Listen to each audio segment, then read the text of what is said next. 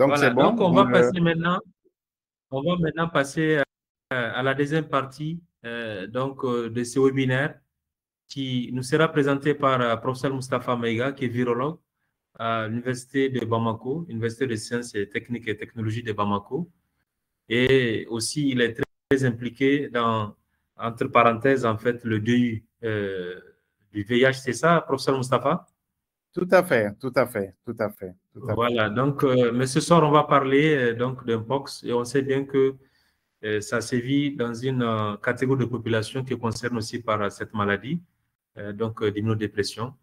Donc, professeur Moustapha, on va vous laisser la parole. Merci beaucoup pour la disponibilité et pour tous nos invités aussi et nos participants qui sont en ligne. Vous avez la parole, professeur. Merci beaucoup et bonsoir à tout le monde. C'est un grand plaisir de parler aujourd'hui avec l'invitation du REPRAMAF. Vraiment, c'est une grande joie de pouvoir discuter avec les collègues de l'actualité sur le Mpox. Donc, on m'a demandé de parler des caractéristiques virologiques du Mpox et de vous parler de ça. Mais avant, comme il l'a bien dit, je suis à Bamako, à l'USTTB et à l'Université des sciences et techniques de technologie de Bamako. Je suis à la faculté de pharmacie.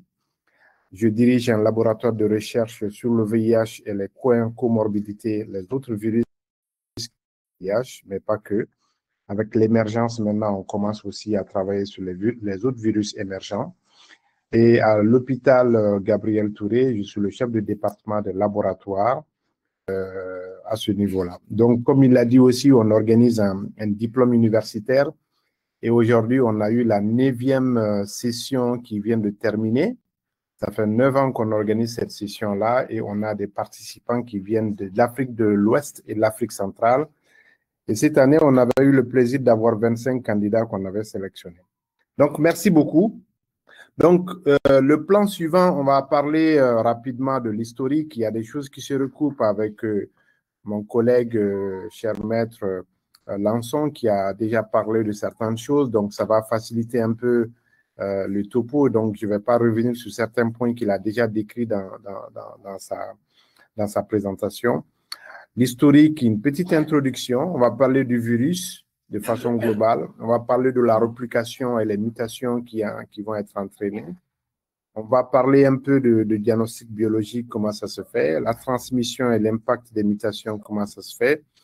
Et je pense que je ne parlerai pas tellement de prévention et traitement parce qu'il en a bien parlé et tirer une conclusion là-dessus.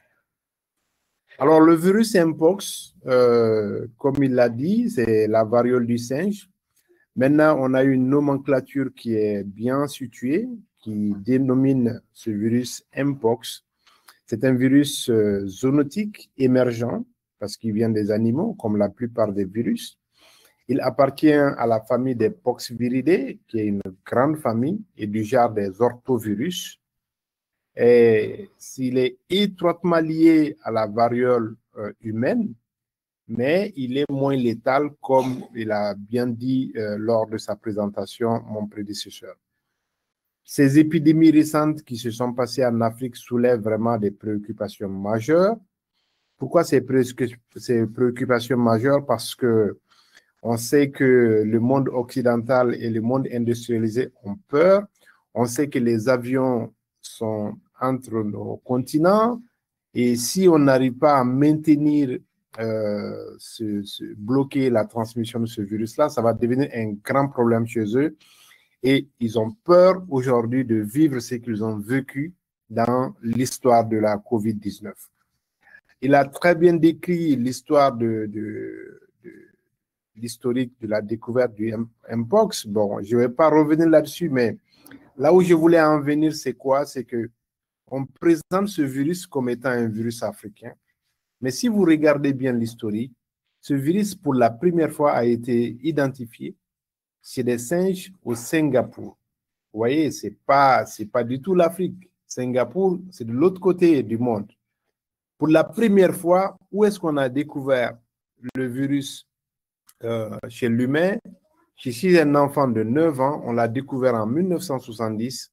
Ce n'est pas en Afrique, c'est en Équateur. Vous voyez? Alors, c'est seulement plus tard, très longtemps, qu'on a une première épidémie qui arrive, et ça arrive en RDC, et c'est là que ça attire tout le monde, et on considère comme étant un virus africain. C'est la même chose, je fais toujours le lien avec le VIH, on le considère comme un virus africain, et pourtant, le virus VIH, pour la première fois, a été isolé chez des Américains, chez des patients en France, et aujourd'hui, on le considère comme un virus qui est d'origine africaine. Et c'est ça le problème. Et je suis content d'avoir écouté Lançon qui a martelé ce phénomène du fait que les recherches sont menées en Afrique sans les Africains et on interprète sans les Africains et on fait la dénomination pour dire que c'est d'origine africaine. Donc, quand vous le voyez, de 1958 à 96, il s'est coulé beaucoup d'encre et c'est là qu'on a la première épidémie. Après, vous connaissez le reste de l'histoire. On a eu des épidémies. On a pris au sérieux la première fois quand c'est sorti de l'Afrique en 2003 aux États-Unis. Après, 47 patients qui sont confirmés hors d'Afrique. Et après, on a eu des épidémies sporadiques qui se sont passées au Nigeria, au Singapour, en Israël. Et c'est seulement en mai 2022 qu'il y a eu une alerte parce que le continent européen et le continent américain fait face à des flambées qui arrivent. Ces flambées arrivent chez des groupes spécifiques dont ils font la promotion. Je travaille beaucoup avec les populations homosexuelles, mais le fait que les Européens font la promotion de ce phénomène, ça nous intrigue et on voit aujourd'hui le fait d'avoir cette manifestation de ce nouveau virus, pas nouveau, mais la résurgence de ce virus dans cette population pose d'énormes problèmes et des questions. Et comme vous le savez aussi, finalement, en août 2024, on a eu l'alerte internationale de l'OMS. Et ça, on sait pourquoi l'OMS lance l'alerte, parce que ça permet à l'OMS d'avoir les moyens, de pouvoir mobiliser les moyens qui ne sont pas destinés pour ça, pour pouvoir les utiliser et aussi de contraindre les pays qui sont riches de pouvoir mobiliser des fonds afin qu'on puisse faire face à cette maladie-là. Alors, en 2022, quand il y a eu la première épidémie, moi j'ai fait une interview qui est disponible sur YouTube à la radio West Africa Democratic Radio, où on prévoyait déjà que c'est un virus c'est une épidémie qui ne fait que commencer, c'est une épidémie qui va venir, et c'est une épidémie qui ne sera pas comme la COVID-19, mais c'est une épidémie qui nécessite d'être vraiment maîtrisée. Pourquoi on pense que c'est une épidémie qu'on peut maîtriser? Il y a des raisons. Les raisons, c'est structural. Donc, quand on parle de la structure du virus, on sait aujourd'hui que c'est un virus qui est enveloppé sous forme de briques et qui est un peu arrondi. On va montrer une figure tout à l'heure. Mais la raison fondamentale pour laquelle ce virus, on pense qu'on peut le maîtriser, c'est parce que c'est un virus qui a un génome qui est en ADN double brin. Contrairement au virus de la SARS-CoV-2, qui est un virus à ARN. Et il y a une grande différence entre les virus à ARN et les virus à ADN. La différence, c'est que les virus à ADN ne mutent pas beaucoup, contrairement aux virus à ARN qui mutent beaucoup et qui changent beaucoup. L'autre grande différence, c'est que c'est un gros virus, vous voyez, qui c'est à peu près 200 000 kilopères de base, contrairement au SARS-CoV-2 qui est 30 000 kilopères de base. Donc, il faut 6 fois le virus de SARS-CoV-2 pour donner le génome du Mpox. Donc, un gros virus, c'est beaucoup plus facile à maîtriser. Un virus à ADN qui ne mute pas beaucoup, c'est beaucoup plus facile à maîtriser. La possibilité de mettre des tests diagnostiques pour pouvoir diagnostiquer cela est beaucoup plus facile. La possibilité de développer des vaccins pour des parties qui vont être conservées serait beaucoup plus facile. Mais le Mpox a aussi sa particularité, c'est qu'il y a plus de 200 protéines qui codent pour l'ensemble du virus. On a des protéines qui sont clés, certaines sont des protéines de la surface et qui sont impliquées dans la reconnaissance des récepteurs cellulaires. Ces récepteurs cellulaires vont permettre au virus de pouvoir se lier aux cellules et d'avoir une multiplication et de pouvoir infecter. Donc, ça va avoir un impact sur la transmission du virus. Et l'autre côté aussi, le virus a ses propres enzymes qui vont lui permettre de pouvoir se multiplier à l'intérieur de la cellule qu'il va infecter. De l'autre côté, donc, comme je l'ai dit, mais quand même, c'est aussi un virus qui a une capside qui est quand même fragile, même si est rigide, même si la capside elle est quand même complexe.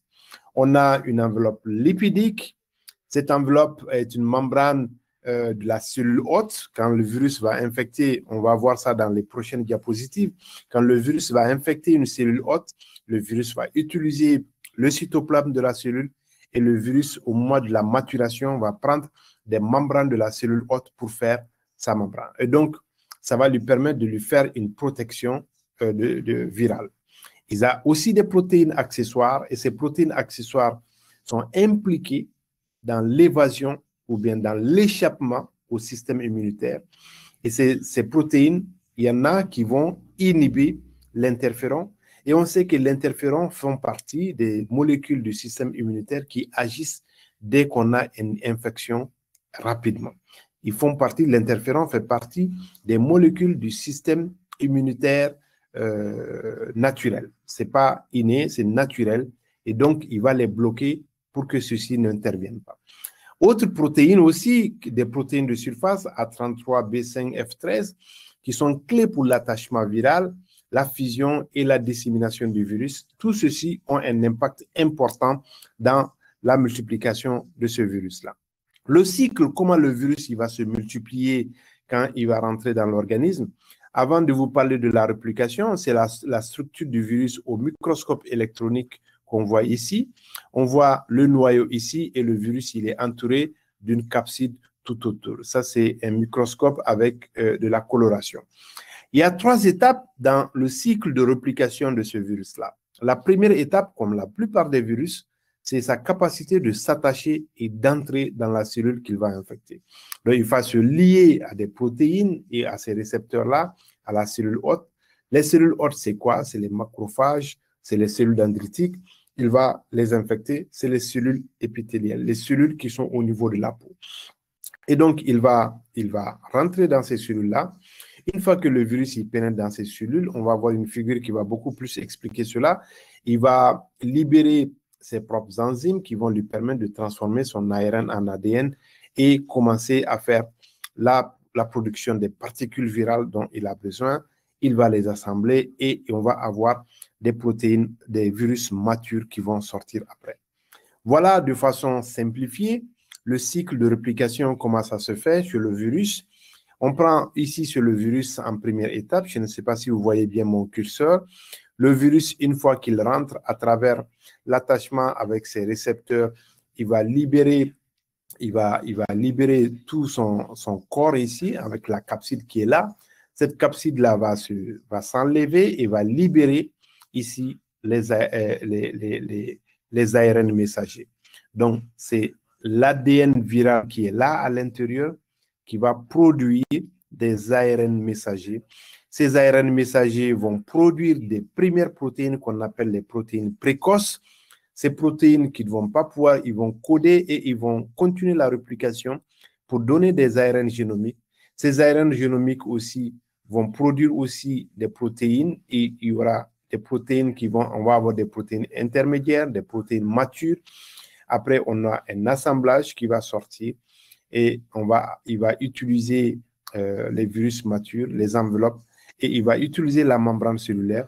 Vous voyez, contrairement à certains virus, tout ce processus-là se fait à l'intérieur du cytoplasme. Ici, on a le noyau de la cellule.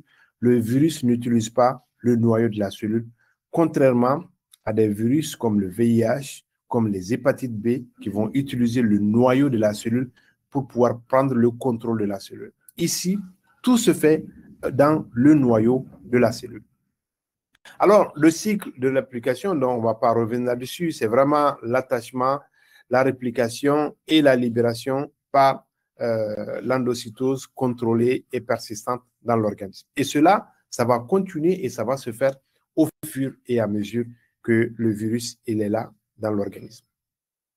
Alors, on va avoir de façon naturelle, quand le virus va se multiplier, on va avoir des mutations et une variabilité génétique qui va se produire. La variabilité génétique, c'est qu'on va avoir des virus qui sont différents les uns des autres. Donc, le génome, par contre, ça c'est une chance, en tout cas pour le Mpox. On a une chance, le génome est relativement stable, donc il y a très peu de mutations qui surviennent. Mais on a des mutations qui sont quand même observées. Il y a des mutations qui sont observées au niveau de la surface qui peuvent modifier et influencer l'échappement au système immunitaire. Il y a des mutations qui vont intervenir et ça va entraîner une variabilité géographique avec des souches qui sont connues. Et c'est là qu'on voit ce dont mon collègue tout à l'heure a parlé, la souche qui est en Afrique centrale et la souche qui est en Afrique de l'Ouest, ce n'est pas les mêmes choses. Et la conséquence de toutes ces mutations, c'est quoi? C'est qu'on va avoir une virulence qui est modifiée, excusez-moi, et on va avoir un impact sur la transmission. Et donc, l'impact, c'est que la transmission va être augmentée et le virus devient beaucoup plus transmissible. Alors, ces mutations, les mutations, ils interviennent et ces mutations ont des impacts sur les stratégies qu'on va développer, les stratégies vaccinales, les stratégies thérapeutiques et les stratégies aussi génomiques, pas seulement la transmission. Alors, les variants qui sont connus aujourd'hui de façon, c'est deux, on a deux clades, qu'on appelle le clade 1, c'est ce clade qui est vraiment en Afrique centrale, dans le bassin du Congo, et majoritairement en RDC et les pays voisins de la RDC, avec un taux de létalité qui est jusqu'à 10%. C'est plus sévère et la transmission d'homme à homme est beaucoup plus accélérée pour ce clade-là. Le deuxième, c'est ce qui est en Afrique de l'Ouest, principalement au Nigeria, le Ghana. Le taux de létalité est beaucoup plus faible, inférieur à 3%. Il est moins virulent et il est moins transmissible. Aujourd'hui, c'est qu'on voit, on voit une évolution quand même assez récente. On voit des nouveaux variants qui sont observés. Ces variants, ils arrivent dans les pays européens et dans les pays de l'Amérique. Le clade, qui est de l'Afrique de l'Ouest, principalement impliqué dans la propagation mondiale. La propagation interhumaine est significative avec un taux de létalité qui est quand même bas. Ça, c'est quand même une chance extraordinaire. Même si on a beaucoup de cas, vraiment, la transmission, la létalité est faible dans ces contextes-là. Donc, la distribution géographique, mon collègue en a déjà parlé, donc je ne vais pas trop parler de ça. C'est vraiment, aujourd'hui, c'est concentré en RDC et au Nigeria. C'est vraiment assez concentré à ce niveau-là. Bujumbura est venu s'ajouter, Burundi c'est venu s'ajouter là-dessus. On a l'émergence aussi dans certains pays depuis 2022, les pays européens, l'Amérique et l'Asie, mais on va avoir des clusters interhumains qui vont forcément émerger. Et tout ceci est favorisé avec les déplacements internationaux. Et c'est comme on a dit, ces virus n'ont pas besoin de passeport, ils n'ont pas besoin de visa et ils vont se promener tant que nos moyens de déplacement, les avions continuent à tourner entre les gens. Et cela est très crucial parce que vous voyez, notre collègue dermatologue a expliqué les temps d'incubation. On peut avoir le virus ici et le virus va faire son incubation le temps que vous voyagez pour arriver et vous installer dans votre nouveau pays et commencer à manifester les signes et vous allez faire la maladie dans ce pays-là. Et donc, c'est pour cela, vraiment, on doit mettre des mesures globales et mondiales pour pouvoir maintenir ce système-là. Alors, le diagnostic, comment est-ce qu'on va faire le diagnostic? Alors, on a beaucoup de types de prélèvements qu'on peut prendre. Je ne vais pas rentrer, je m'excuse, la diapo n'est pas très lisible, mais les types de prélèvements, on a beaucoup de types de prélèvements qu'on peut prendre. En général, on peut prendre les lésions cutanées superficielles, on peut prendre des biopsies qu'on peut prendre à plusieurs niveaux. On peut aussi prendre des prélèvements de sang total à 5 ml. On peut prendre des prélèvements de sérum qu'on peut prendre. Et on peut prendre du pus qui vient aussi, soit des plaies qui sont au niveau de la peau, les boutons qui sont au niveau de la peau qui vont avoir des plaies, on peut ceci.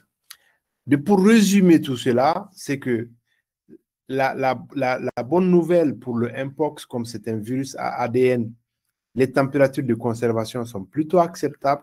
Vous voyez, c'est entre 2 et 25 degrés Celsius et on peut les garder souvent jusqu'à plusieurs jours, pendant ou même 2 semaines, on peut les garder à ces températures sans problème. Et vous savez, hier c'était le 4 octobre et c'est hier que l'OMS nous a annoncé le premier commercial. C'est le premier test commercial, excusez-moi, et c'est ce premier test commercial qui permet de diagnostiquer le Mpox et ceci a été mis en évidence. Ceci a été mis en évidence et a été validé par l'OMS. Et donc, c'est le test Alinity de Abbott. Le Alinity, nous, très peu de pays en ont actuellement, mais on a des systèmes qui sont compatibles aussi. Et on peut imaginer, on a le Abbott, la plupart des laboratoires qui utilisent la charge virale du VIH, on a des systèmes de M2000 Abbott et ces tests peuvent être utilisés sur ces M2000 Abbott. Si demain on a des épidémies, nos labos qui font de la biologie moléculaire pour le VIH auront la possibilité de pouvoir utiliser ce test commercial. Avant ce test commercial, la plupart des PCR qui étaient utilisés, c'était des PCR très complexes, et très compliqués et ça coûtait très cher pour pouvoir les mettre en place. Et c'est pour cela que les gens avaient du mal à pouvoir avoir des tests largement utilisés. Alors, le diagnostic aussi, quand on a quelqu'un qui a l'infection à l'infection à Mpox, il faut comprendre qu'on a beaucoup d'IST qui sont possibles avec ces co-infections, avec ce virus-là. Ces IST, déjà, dès que la personne doit être diagnostiquée ou la personne tend vers la guérison, il faut penser à ces IST-là, principalement le VIH. Comme vous l'avez dit dès l'introduction, ça arrive chez des populations clés dans notre contexte. Les hépatites B et C, la syphilis, et on doit chercher aussi le gono et les clames chez les gens. Alors, la transmission, pour dire juste un mot sur la transmission, c'est le réservoir animal qui est quand même ce réservoir qui les rongeurs et les primates qui ont de façon naturelle ce virus-là chez eux. Et donc, on va avoir plusieurs facteurs de transmission qui vont arriver. Le premier, c'est le contact de la transmission à l'homme. Et donc, contact direct avec les animaux infectés et le contact avec la transmission interhumaine par contact avec des lésions ou des fluides corporels. Et puis après, dans ces contacts interhumains avec les fluides corporels, on va mettre tout ce qui est contact sexuel, contact intime et tout ce qui s'ensuit. Les facteurs de risque, on en a longuement parlé tout à l'heure, mais c'est vraiment les contacts avec les animaux sauvages, être dans les zones d'endémie, les facteurs socio-économiques. Vous voyez, dans notre contexte, on est défavorisé sur le plan socio-économique et la mondialisation aussi ne facilite pas aussi la maîtrise de cette transmission-là avec les voyages qui se passent dans tous les pays. Alors, mon collègue l'a parlé aussi, le R0. Le R0, c'est le facteur de transmission. On calcule la capacité, l'indice de transmission du virus. Pour qu'un virus puisse continuer à transmettre, il faut que son R0 soit supérieur à 1. C'est-à-dire qu'une personne qui est infectée soit capable d'infecter au moins plus d'une personne. Et donc, le R0 a été estimé en moyenne à 1,5. Pour la COVID, c'était à peu près 2.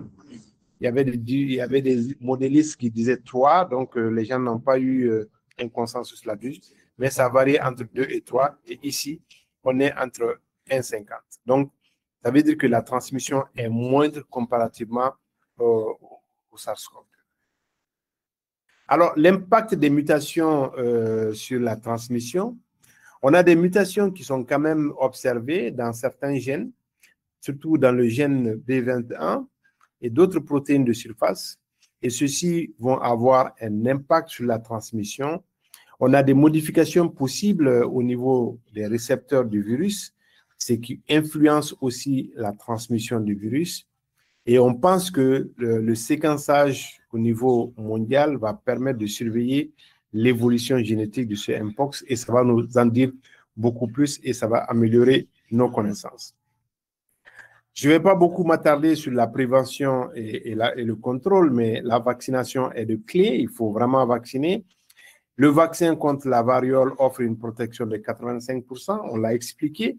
C'est le fait que ça fait très longtemps qu'on a arrêté de vacciner les gens pour la variole humaine. Et on sait aujourd'hui que les gens qui sont vaccinés contre la variole humaine ont une protection croisée avec la variole, le Mpox. Donc, la vaccination est recommandée pour les populations à risque. Les mesures de prévention, c'est qu'il faut vraiment isoler les cas, les surveiller, avoir une surveillance accrue et il faut faire une éducation sur les modes de transmission et comment est-ce qu'on va éliminer. Les traitements, il y en a qui sont disponibles dans d'autres contrées, mais actuellement, certainement pas chez nous. Les vaccins sont disponibles et il y a le tecovirimat qui est aussi disponible. La vaccination est très recommandée quand même chez le personnel soignant et leurs contacts, parce que c'est eux qui sont en première ligne, et isoler les cas qui sont confirmés ou les cas suspects doivent être vraiment mis de côté. Une éducation, la surveillance renforcée, surtout dans les zones pandémiques. Donc, pour terminer, on va dire que le virus, c'est un virus émergent qui nécessite vraiment une vigilance accrue, une meilleure compréhension aujourd'hui de la structure, des mutations et les modes de transmission. Ça va nous aider pour la prévention et la surveillance génomique et épidémiologique est extrêmement importante. Ce virus qui était longtemps considéré comme une zoonose est devenu aujourd'hui une menace mondiale et donc cela nous recommande vraiment de faire une surveillance accrue, de faire une recherche continue, de continuer à chercher les mutations génétiques et les évolutions pour nous permettre de mieux comprendre et voir comment le virus va évoluer. Le défi est désormais de renforcer la prévention, la vaccination, la compréhension scientifique afin de contenir cette menace émergente. Ainsi, on aura une capacité beaucoup plus rapide de pouvoir répondre à ces épidémies. Je n'ai pas eu le temps de mettre les diapositives d'une thèse de pharmacie que j'ai réalisée cette année, de l'année dernière à cette année, et on a adressé ça à plus de 500 personnes qui travaillent dans les structures hospitalières de Bamako et les centres de santé de référence, c'est-à-dire les structures de niveau 3 et les structures de niveau 2. On les a posé la question, quelques questions très pratiques. Qu'est-ce que c'est que le Mpox? Est-ce que c'est un virus ou une bactérie? Quels sont les modes de transmission? Et comment est-ce qu'on fait la prise en charge? La réponse, c'est catastrophique. On a à peu près plus de 80% de ce personnel, tout compris, parce qu'il y avait des infirmiers, des aides-soignants, des médecins, ils ne comprennent pas. 80% des gens vous disent, ils ne connaissent pas, ils ne connaissent même pas. Ils ont seulement entendu parler à la radio et à la télé, mais ils ne savent pas en plus. Ils n'ont jamais reçu une formation, ils n'ont jamais reçu même un atelier pour les expliquer cela. Cela veut dire qu'aujourd'hui, on a un défi énorme pour nous de pouvoir continuer à former nos personnels de santé. Dernière chose qui n'est pas là, que j'aurais souhaité mettre, mais je n'ai pas eu le temps de le faire, parce que vraiment, j'étais dans le DU et c'était la cérémonie de clôture aujourd'hui. Et là, quand l'épidémie est arrivée, j'étais en train de faire une étude sur le SARS-CoV-2 chez le personnel soignant. À Bamako, on a pris 250 personnes qu'on a suivies pendant à peu près un bout de temps. On a regardé le taux de prévalence du SARS-CoV-2. On avait des prélèvements, donc on a soumis un amendement au comité d'éthique pour que le comité d'éthique accepte que les prélèvements qui sont à notre disposition, on va tester pour voir si les gens ont les anticorps du Mpox ou pas. Et vous savez, les résultats qu'on a eus, on a fait passer 20 échantillons sur les 250. On a eu 5 personnes qui ont des anticorps positifs au Mpox. Ça veut dire quoi? Ça veut dire que le virus était là. Le virus circulait déjà avec nous. Mais quand ce n'est pas chez les Européens qui font beaucoup de diagnostics et ils font beaucoup d'alertes, personne n'est au courant. Ici en Afrique, on vit avec nos virus, on dort avec eux, on meurt, on nous enterre, on dit Alhamdulillah. Je vous remercie. Merci beaucoup, je reste disponible pour les questions si vous en avez. Oui, merci beaucoup, professeur Maïga, pour cette présentation très intéressante sur les aspects virologiques donc de cette maladie Mpox. Et merci donc à tous nos participants ici en ligne. Et là, on a reçu donc quelques questions qu'on va essayer de poser donc à tout le panel et aussi les intervenants. Et en fonction, bien sûr, du profil des questions, on saura, donc chacun peut-être va se retrouver. Cela n'empêche, comme c'est un sujet assez transversal, donc c'est assez flexible en fait. Donc, vous êtes vraiment libre de répondre, de prendre la parole. Donc, je parle des intervenants et les panélistes. Et nous avons eu donc cette chance de retrouver Dr Odette, qui est actuellement en ligne. Dr Odette, vous nous entendez? Est-ce que vous nous recevez, Dr Odette? Dr Odette depuis Bujumbura. On la voit bien en ligne connectée. Merci d'activer votre micro. Donc, on va essayer de poser les questions. Et voilà. Depuis un moment, au lieu de partir dans le chat, lire les questions, donc on essaie de les faire lire par une IA, donc l'intelligence artificielle, qui va essayer de lire les différentes questions pour nous. Je pense que c'est plus didactique et ça fait gagner beaucoup de temps. J'espère que vous me recevez quand même. Vous me recevez? Oui, 5 sur 5. Voilà, donc on va faire lire donc les questions par un robot et puis vous allez répondre. Hein.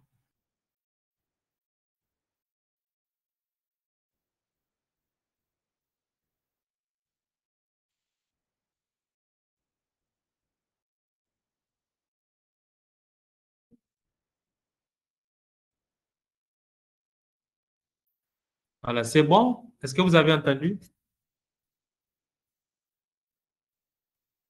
Non, moi, je n'ai pas entendu. Vous n'avez pas entendu, n'est-ce pas? Non. Je ne sais pas si professeur Lançon est là.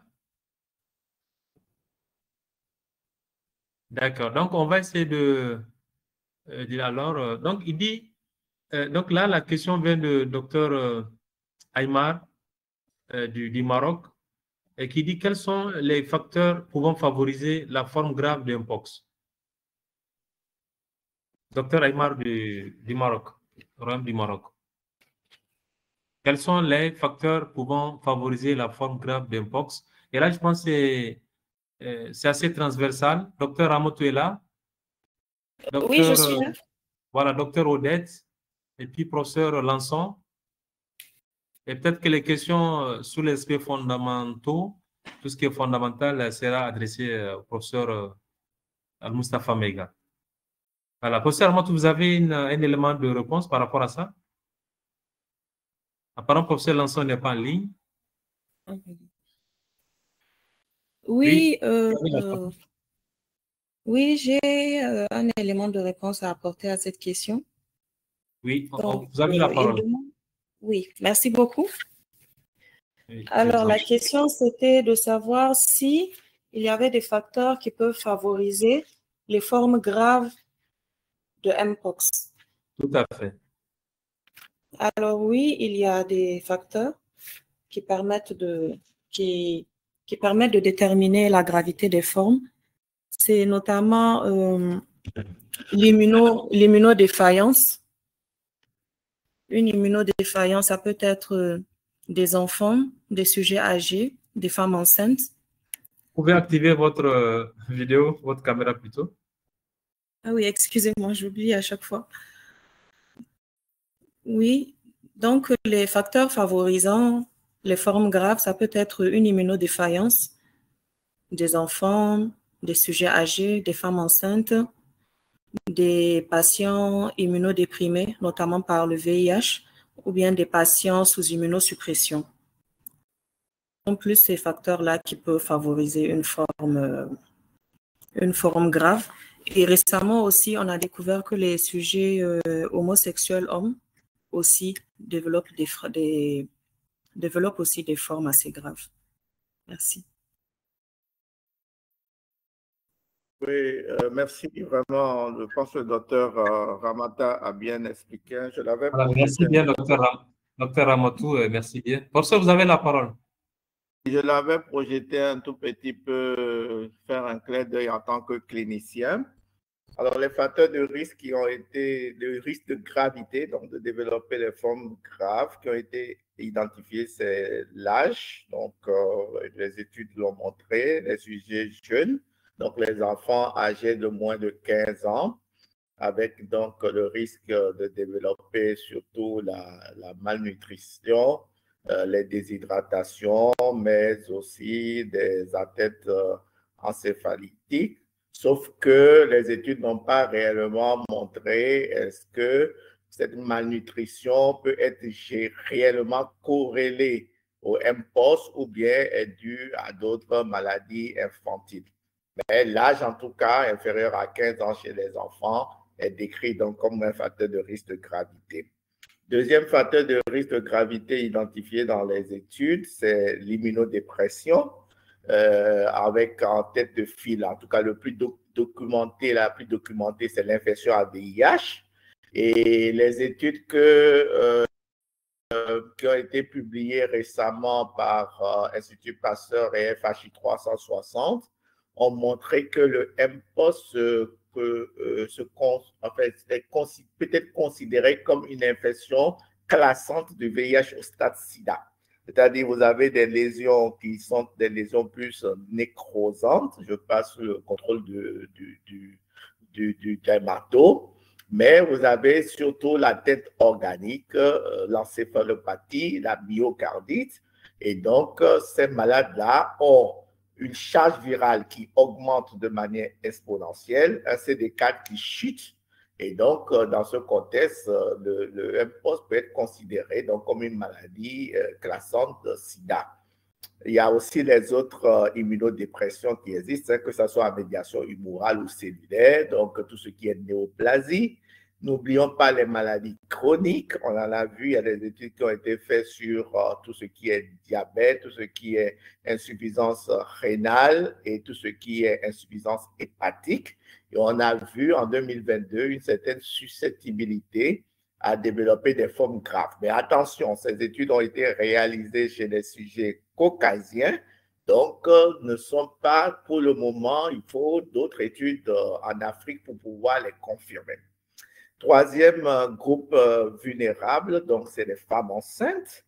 Vulnérabilité à la fois pour la femme et pour l'enfant.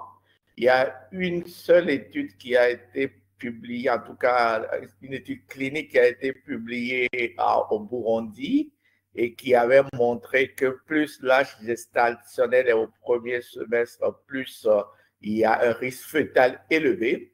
Et le risque maternel est plus important au deuxième et troisième trimestre. Et enfin, comme elle a dit, le dernier facteur qui a été identifié, c'est justement les pratiques, en tout cas les hommes ayant des rapports sexuels avec les hommes, qui ont le multipartenariat chez ces hommes ayant des rapports sexuels avec les hommes. Et une des particularités d'une étude qui a été publiée en 2023, que ces rapports soient protégés ou pas. Aujourd'hui, même les déterminants pour comprendre cela ne sont pas encore retrouvés. Mais on peut dire que voilà les 4 grands groupes de facteurs de risque de développer des formes graves qui ont été retrouvés dans la littérature. Maintenant, il faut d'autres études en Afrique pour pouvoir voir est-ce que ces particularités se retrouvent aussi chez nous. Les immunodéprimés, ça c'est presque sûr. Les enfants, presque sûr. On n'a pas trop d'homosexuels. Mais on verra, il faut d'autres études pour pouvoir prouver ça. Et je pense que le réseau est là pour ça. Merci beaucoup. Oui, merci bien, professeur, pour ces précisions. Donc là, on va passer à la deuxième question. Je ne sais pas si, en faisant lire les questions, si vous entendez. Ramon, vous entendez? Non, moi, je n'entends pas les questions. D'accord. Donc là, on va faire lire. Vous me dites, est-ce que vous entendez quoi? D'accord.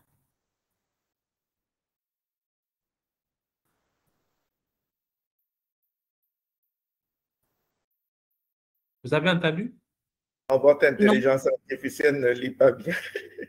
OK. Est-ce que vous avez saisi? On reprend.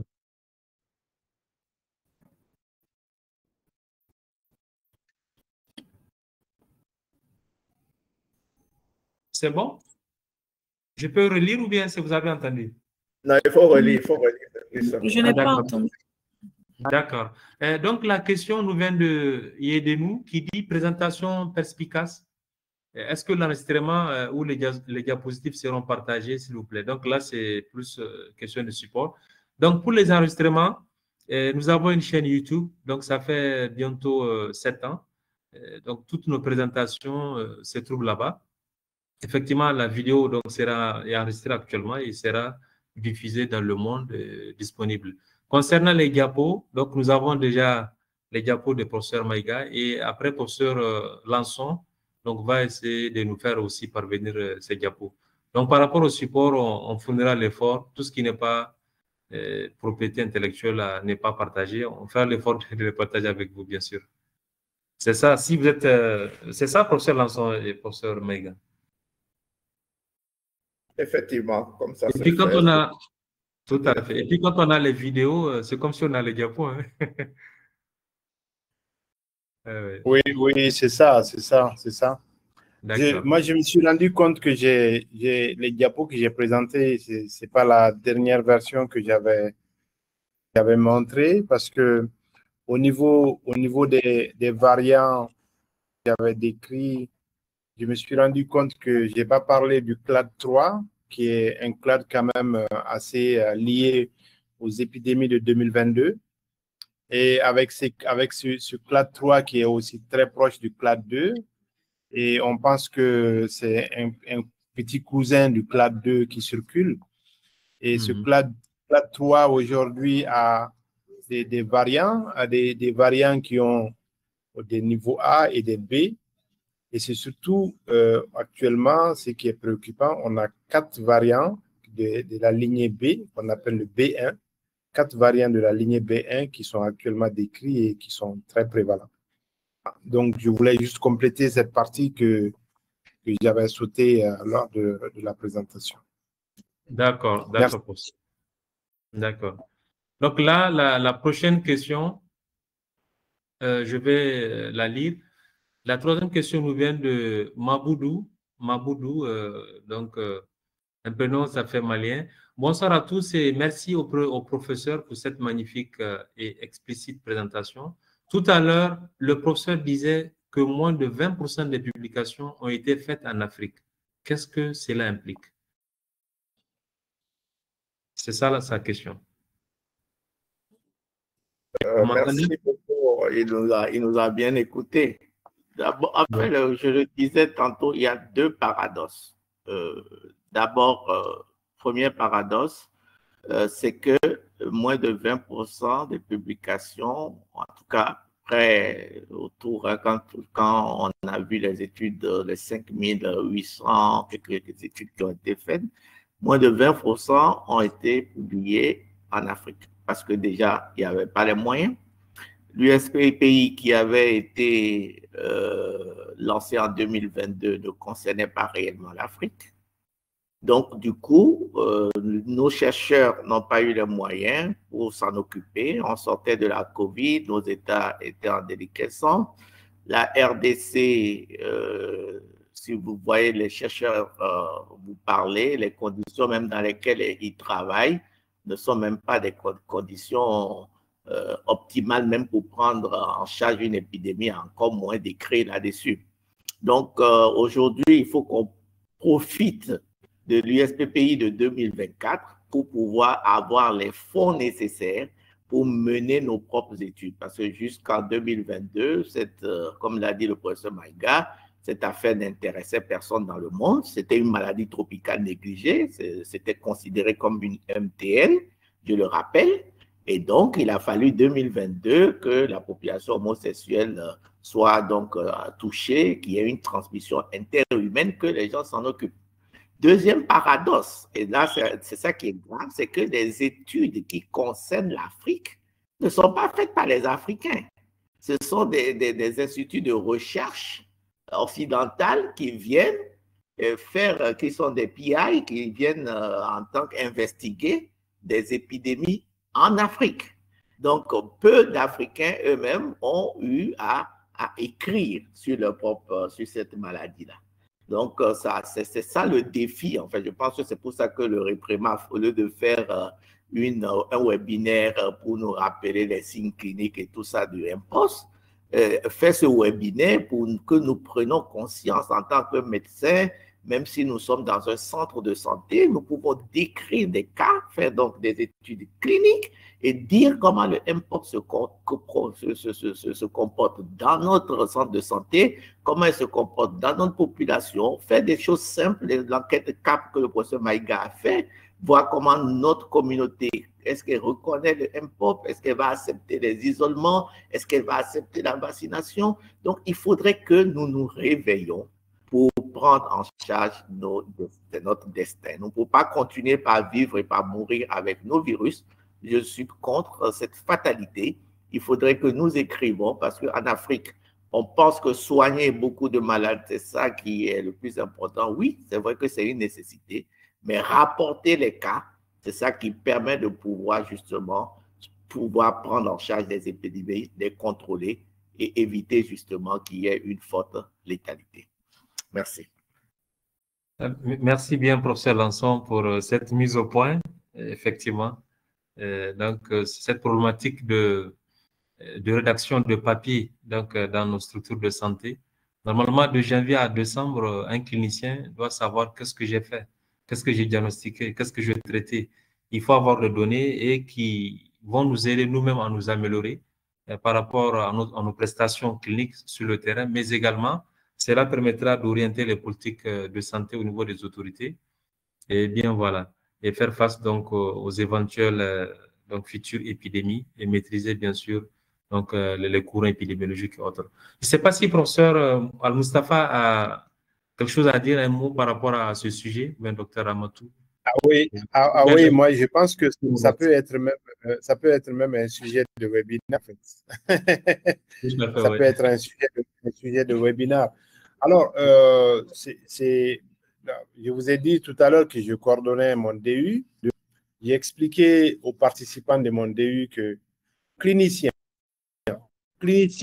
qui est à l'hôpital, qui voit les malades, et si vous continuez à voir les malades, on va vous considérer comme un bon clinicien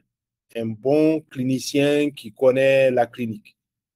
Mais si demain, vous voulez être connu et considéré comme étant un expert de quelque chose, l'une des façons, en tout cas actuellement dans le monde globalisé, il faut écrire. Il faut écrire un article et les gens vont vous lire à travers le monde. Nous, on a fait des publications. Quand on regarde les statistiques, on voit que les publications sont à 80, sinon 90% lues par les Européens et les Américains, nos publications. Et nous sommes cités par ces gens-là. On n'est pas cités par nos collègues parce que nos collègues n'écrivent pas. Donc, si demain, tous ceux qui m'écoutent, vous voulez devenir des experts dans un domaine, ce n'est pas seulement en voyant les malades. Je ne dis pas qu'il ne faut pas voir les patients. Il faut voir les patients, mais il faut faire de la recherche et il faut documenter, écrire ce que vous faites. Au moins, faites des cas cliniques, des case reports, des petits articles. Ça permet d'alimenter et de pouvoir donner ce qu'on appelle la grise littérature qui dort dans nos bibliothèques. Voilà, merci beaucoup.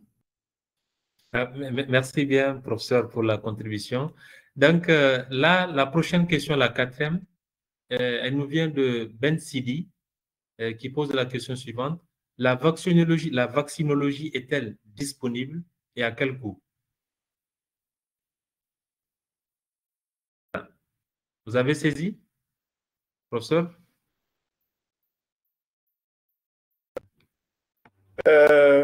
Écoutez, aujourd'hui, on est... enfin, tout le monde va essayer de répondre à la question. J'espère que notre collègue de Burundi est là.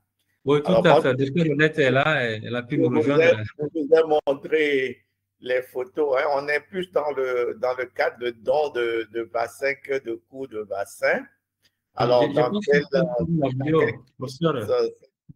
Activez vos vidéos, s'il vous plaît. Voilà. Donc, je disais qu'on est un peu plus dans le cadre de dons de vaccins que d'achat de vaccins actuellement. Donc, c'est des coalitions Gavi, UNICEF, OMS qui essaient pour le moment de donner des médicaments, des vaccins aux États. Alors, est-ce que c'est réellement effectif? Je sais que les premières doses sont arrivées à RDC. Les premières doses sont censées être arrivées au Burundi. Notre collègue va nous le confirmer. Et c'est gratuit pour la population. Maintenant, est-ce que c'est gratuit pour l'État? Je n'en sais rien. Mais comme on l'a si bien dit, professeur Maïga et professeur et moi-même, la vaccination ne se fait pas non plus au hasard. Il y a des cibles dont il faut tenir compte et ces cibles-là seront prises en charge gratuitement. Mais il y a ce que j'ai appelé l'infodémie, il y a ce qui est annoncé et il y a la réalité des faits. Donc peut-être que notre collègue de Burundi pourra nous dire ce qu'il en est de la vaccination au Burundi actuellement. Oui, tout à fait. Merci, professeur. Docteur Odette, vous êtes là? Docteur Odette? On vous écoute, docteur Odette, depuis Bujumbura. Elle était là tout à l'heure avec nous. Je ne sais pas si... Elle est toujours là, mais je pense que son micro n'est pas allumé. Elle n'arrive pas à parler. Pourtant, on voit bien que à partir de la console ici, on voit que le micro est activé. Docteur Odette, est-ce que... On ne vous entend pas, hein?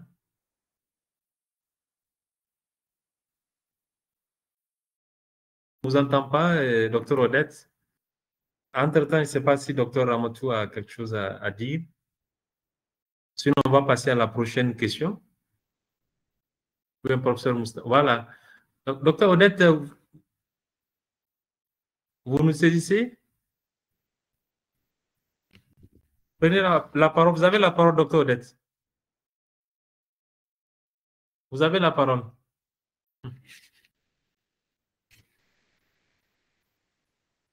Oui, je pense qu'on a un problème technique avec Odette. Hein. On ne vous entend pas. Docteur Odette. Là, apparemment, elle est en train de parler, mais on n'entend rien.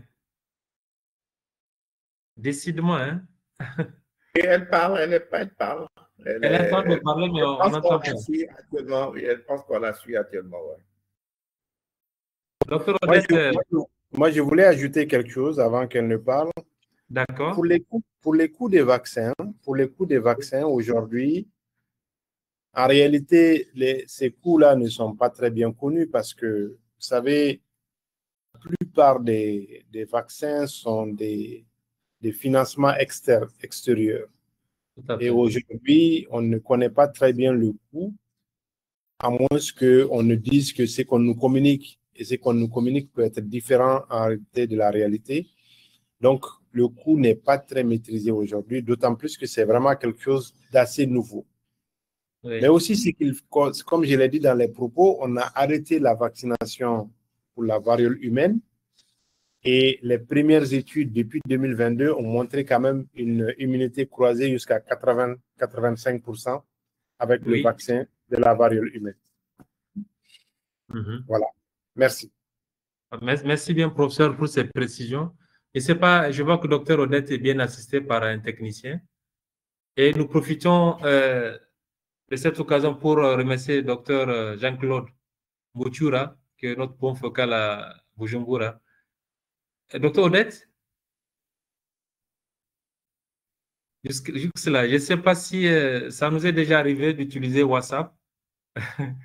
Parce que là, elle travaille au niveau de l'unité chargée de la prise en charge des cas Mpox, donc au CHU Kamenge de Bujumbura, au Burundi. Et on aimerait bien donc avoir son expérience donc à ce sujet. Décidément, la technique refuse. Oui, donc, oui, docteur Odette. Donc, essayez de peut-être lever la voix et on va essayer de voir si ça peut marcher avec le téléphone. Donc, pour le cas du Burundi, les doses de vaccins ne sont pas encore disponibles. Est-ce que vous l'entendez? Non, je Oui, parle de... Oui, nous l'entendons. Oui, nous l'entendons. D'accord. Donc, ce qu'on va faire, essayez de arrêter le micro de votre PC. C'est-à-dire fermer le micro de votre PC pour éviter les échos avec le WhatsApp. C'est fait?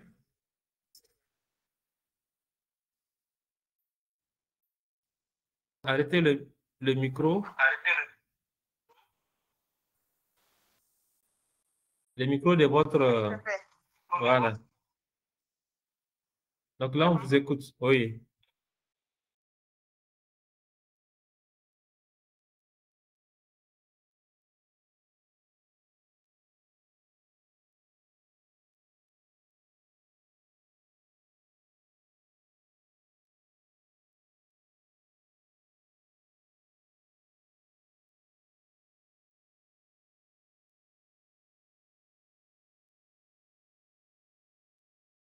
Déclaré au 21 juillet.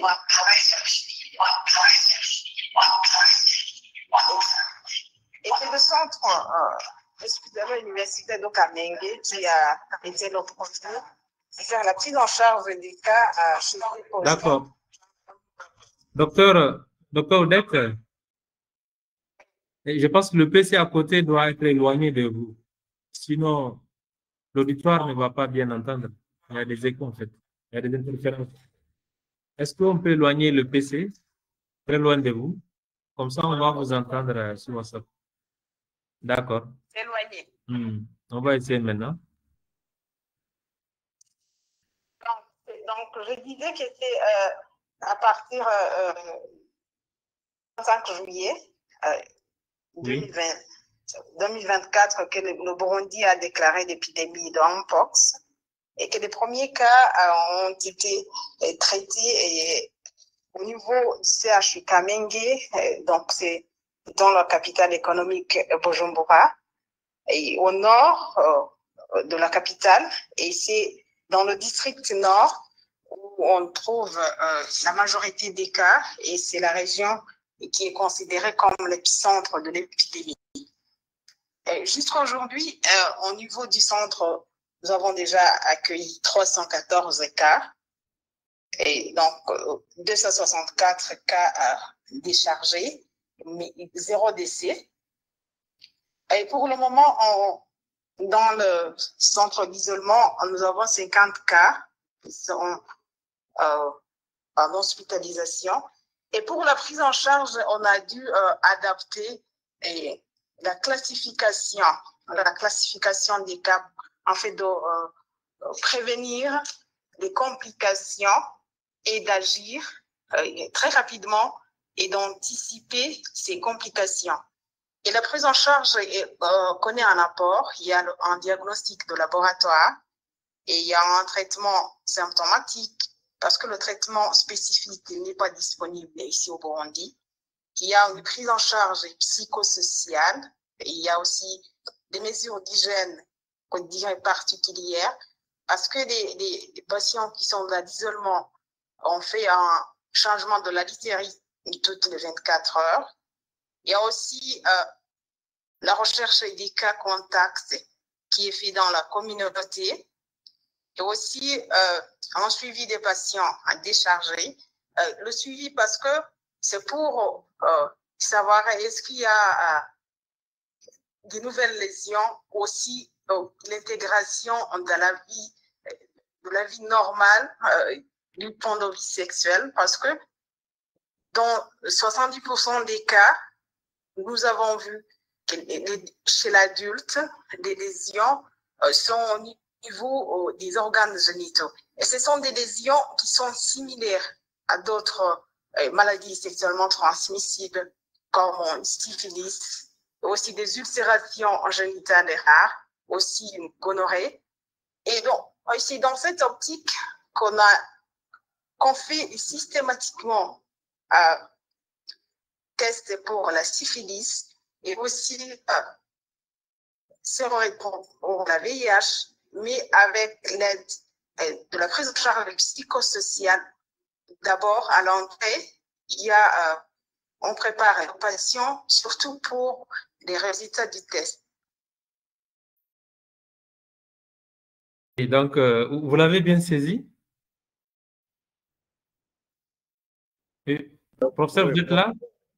Ah oui, je suis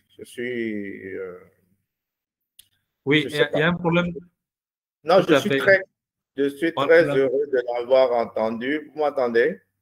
Oui, tout à fait, on vous entend. On l'a perdu là. Je suis très heureux et à la fois choqué de savoir qu'ils n'ont pas les antiviraux.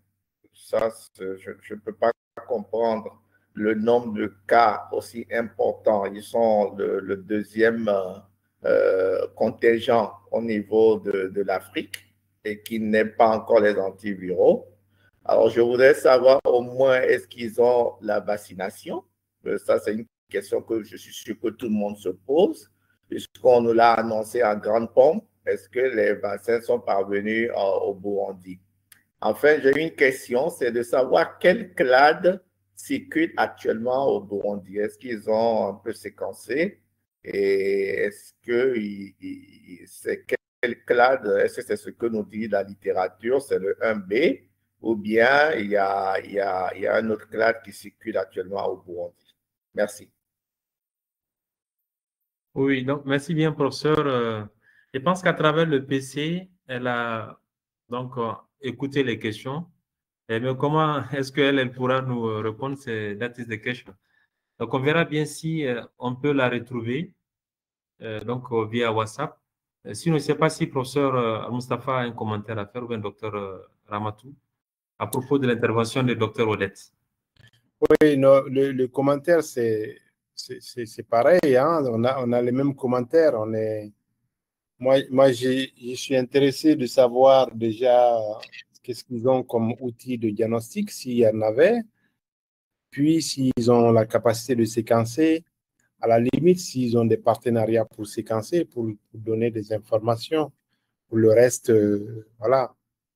Que Bujumbura, on sait que c'est proche de Rwanda, c'est aussi proche des autres pays de l'Afrique centrale. Donc, on sait que si on ne contrôle pas, on n'essaye pas de contenir, ça va s'embraser bientôt.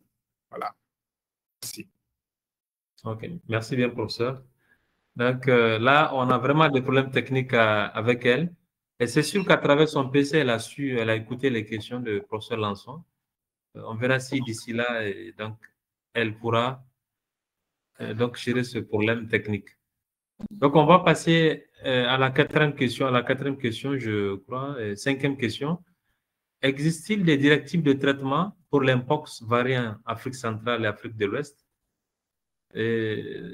C'est ça la question, la cinquième question. Je pense qu'on a déjà anticipé sur ces aspects.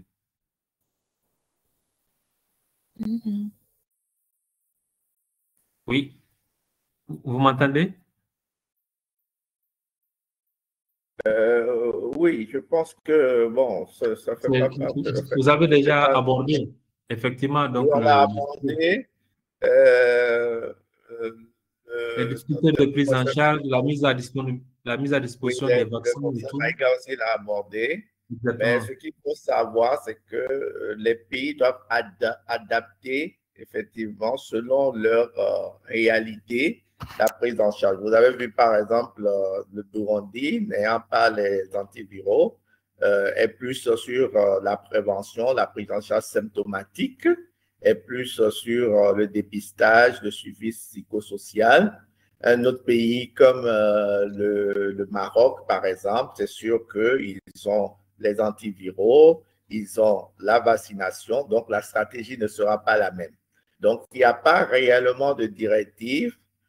Il faut de toute façon une prise en charge dermato qui est importante, donc des lésions, une prise en charge gynécologique si vraiment les lésions sont génitales associées, une prise en charge médicale s'il y a des organes, s'il y a des atteintes des organes, une dissémination du virus, une encéphalite et tout ce qui va avec, et le traitement symptomatique. Mais c'est surtout et avant tout l'isolement et tout son corollaire de problèmes, et aussi la prévention avec la recherche des cas contacts. Parce que ce qui pose problème, et l'a dit le professeur Maïga, c'est que ces cas contacts-là se cachent.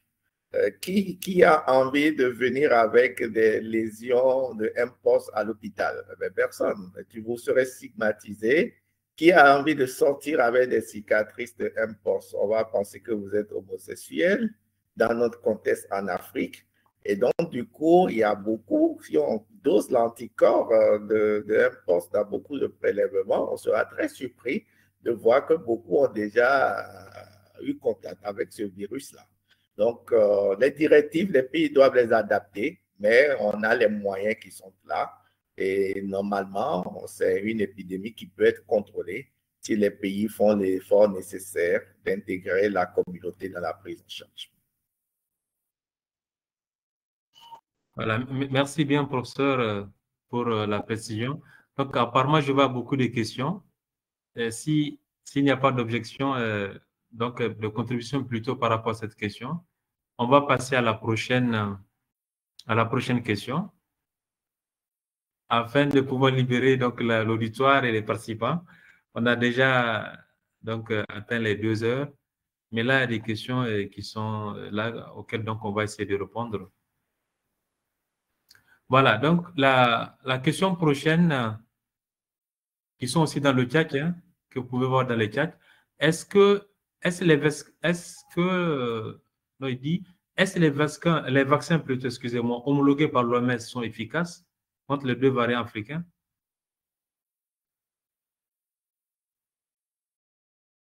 Les vaccins homologués par l'OMS sont efficaces contre les variants africains? Je pense qu'il est assez précoce, on n'a pas assez de recul.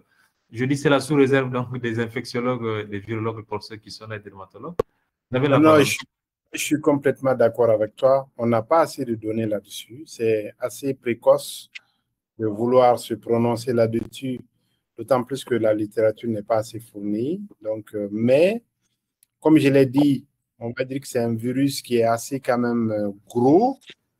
C'est un virus qui ne fait pas beaucoup de mutations. Et c'est un virus que les variants ne sont pas totalement très, très différents les uns des autres, comme les variants des petits virus. Vous voyez, je ne sais pas si vous comprenez un peu ce qu'on est en train d'expliquer. Mais le hic seulement dans le mpox, c'est que le mpox fait tout pour changer des protéines de surface pour pouvoir échapper au système immunitaire et échapper aussi au vaccin. Donc, c'est ça seulement le hic lequel on ne peut pas se prononcer si on n'a pas assez de données fournies dans la littérature. Donc, wait and see. Je ne sais pas si Lançon a des données assez là-dessus, mais merci. Oui, merci bien, professeur. Bon, les données, écoutez, dans la littérature, quand on a cherché, en tout cas préparant ce webinaire, par rapport à la vaccination, non. On sait, en tout cas, les études qui ont été menées par rapport au vaccin 2022 montrent qu'ils sont efficaces contre les grades 1 et 2.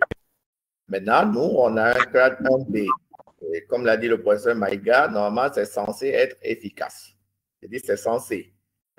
Maintenant, on n'a pas d'études pour la science, c'est la preuve, hein, non serré. Il faut la preuve scientifique, et la preuve scientifique, ce sont des études. Donc aujourd'hui, ce sont des vaccins qui sont autorisés à être mis sur le marché, enfin à être utilisés. Donc on n'est même pas encore au stade même de voir l'innocuité et tout ce qui va avec. Donc, c'est le lieu encore pour nos chercheurs, les virologues sont là, hein, peut-être nos collègues du Sénégal de l'Institut Pasteur m'écoutent. C'est le lieu aussi d'aller au-delà de cette question de vaccination et de faire les études là-dessus, sur le plan expérimental, et d'utiliser aussi l'intelligence artificielle dans ce contexte-là. Ça aussi, ça va nous permettre d'aller un peu plus vite pour avoir des résultats. Maintenant, sur le plan pratique, est-ce que nous n'allons pas accepter ces vaccins? Je dis non, il faut les accepter, puisque ça s'est prouvé au moins que ça fonctionne sur le clade 1 et le clade 2. C'est au moins prouvé. Donc, ça veut dire qu'on a une certaine protection. Et donc, il faut que les cas contacts, les contacts des contacts et les populations clés soient vaccinés lorsque le vaccin est disponible. Ça, c'est notre, en tout cas, en tant que personnel de santé, nous devons plutôt demander justement que les personnes cibles soient vaccinées. Merci bien, professeur Lançon. Je ne sais pas, bon, vu qu'on a un problème avec Dr Odette sur le plan technique, Dr Ramatou, c'est que l'Institut Pasteur a un réseau ici à travers le CERMES. Je ne sais pas si vous avez des informations par rapport à tout cela, ou bien pas du tout, vu qu'en Afrique de l'Ouest, de façon générale, on n'est pas touché, et notamment au Niger. Dr Ramatou. Oui, non, pas vraiment. Nous n'avons pas d'informations à ce sujet. Oui, tout à fait. Et comme les chers maîtres l'ont dit tout à l'heure, il est encore trop tôt pour parler d'innocuité et tout. Il faut vraiment un recul pour pouvoir évaluer tout cela. Exactement. D'accord. Donc, la prochaine question nous vient de Dr Somboro du Mali, qui dit, professeur, bonsoir professeur Maïga. Vu que le professionnel manque de formation par rapport au MPOX sur le plan universitaire, qu'est-ce que vous proposez comme solution à cela? Merci pour votre présentation. Merci beaucoup, Dr Somboro. Alors, nous avons déjà commencé à modifier les curricula au niveau de notre université. Nous, à la faculté de pharmacie, en plus des cours de virologie classique que nous donnons, que je donnais avec mes autres collègues, on a créé une autre matière dans laquelle on parle de tout ce qui est émergence et fièvre hémorragique, parce que on n'a plus le temps nécessaire. Vous savez, les volumes horaires dans les universités, c'est ça aussi le problème. On vous dit, vous avez 30 heures pour faire de la virologie. Bon, en 30 heures, vous ne pouvez pas parler de tous les virus et que les étudiants puissent bien comprendre les virus.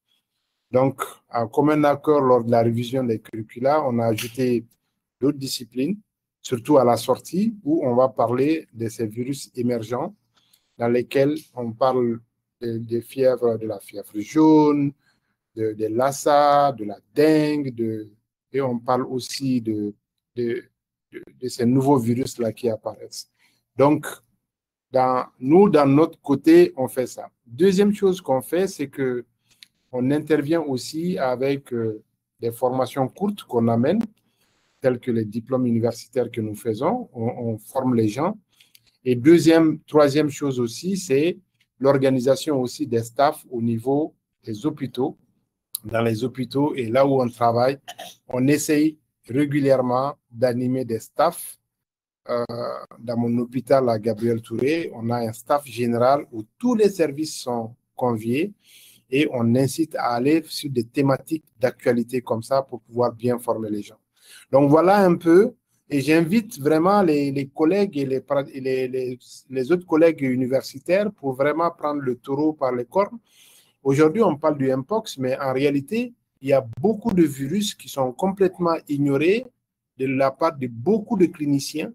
Ils entendent parler, mais ils ne savent pas réellement de quoi est-ce qu'il s'agit. Ce matin, le doyen de la faculté de médecine était là pour la clôture de notre DU. Elle a dit, effectivement, elle, quand elle était étudiante et jeune médecin, on parlait beaucoup plus de bactéries, mais c'est avec l'avènement du VIH qu'on a commencé à parler de beaucoup plus de virus. Et maintenant, la virologie commence à rentrer dans les curricula. Vous savez, nos maîtres qui ont enseigné souvent dans les universités bactériologiques, professeur Mariam, c'est ça? Voilà, tu la connais très bien. Donc, vice-doyenne, vice-doyenne, c'est ça? Non, elle est doyenne maintenant. Elle est doyenne. Elle est doyenne maintenant et voilà. La plupart donnaient beaucoup plus de cours de bactériaux que des cours de viraux parce qu'ils n'ont pas été formés sur la virologie. Donc, la virologie, c'est nouveau, c'est moderne. Il faut encourager les jeunes à aller vers ça et il faut encourager. C'est pour cela qu'on fait énormément de plaidoyer, de formation pour attirer les jeunes générations vers ça parce que la plupart de ces zoonoses-là sont là. Oui, tout à fait. Merci bien, professeur. La prochaine question aussi vous est adressée. Apparemment, il y a beaucoup de Maliens sur la plateforme, machallah. La 8e question nous vient de Balama, depuis Bamako. Bien voilà, je pense que comme vous l'avez dit, hein, je pense que cette question, ça me rappelle un peu votre enquête que vous avez eu à faire.